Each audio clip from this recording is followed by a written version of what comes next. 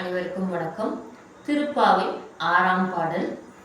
புள்ளும் சிலம்பினகான் புள்ளரையன் கோயிலில் வெள்ளை விழிச்சங்கின் பேரரவம் கேட்டில்லையோ, பிள்ளாய் எழுந்திராய் பேய்முளை நஞ்சுண்டு கள்ளச்சகடம் களக்கழிய கோளோச்சி வெள்ளத்து அரவில் துயிலமர்ந்த வித்தினை உள்ளத்து கொண்டு முனிவர்களும் யோகிகளும் மெல்ல எழுந்து அறியென்ற பேரரவம் உள்ளம் புகுந்து குளிந்தேலோர் எம்பாவாய்.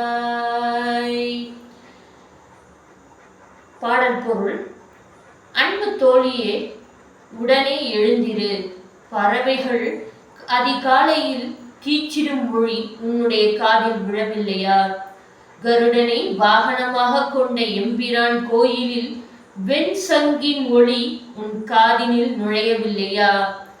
பேய் வடிவம் எடுத்து பூதகி என்னும் அரக்கியை பால் குடிப்பது போல் நடித்து உயிரை கொன்ற நமது தலைவனும் சக்கர வடிவில் வந்த சகடன் என்னும் அரக்கனை அழித்தவனுமாகிய கண்ணபிரான் யோகிகளும் முனிவர்களும் ஹரி ஹரி என்று அழைப்பது உன் காதினில் நுழையவில்லையா? இந்த குரலும் கூட உன் காதை எட்டவில்லையா? உடனே எழுந்திரு. இவற்றை எல்லாம் கேட்டு எழுந்திரு.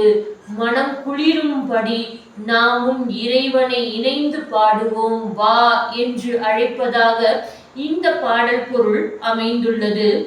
பூதகி என்ற அரக்கியை சொல்லும் பொழுது ஒரு சிறப்பு என்ன அப்படின்னா, இந்த பூதகியை கண்ணன் கொல்லலாம் அப்படின்னு நினைச்சிருந்தாங்க அப்படின்னா தாராளமா கொன்று இருக்கலாம். ஆனால் பூதகிக்கு சிறப்பு தரணும் அப்படிங்கிறதுக்காக அவள் வந்த ரூபம் ஒரு தாய்மை ரூபம். அதனால தாய்மைக்கு மரியாதை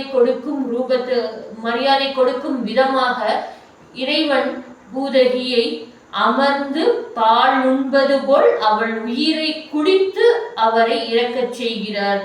இத்தகைய மோட்சம் இறைவனான கண்ணபிரானால் மட்டுமே கொடுக்க இயலும். நன்றி, வணக்கம்.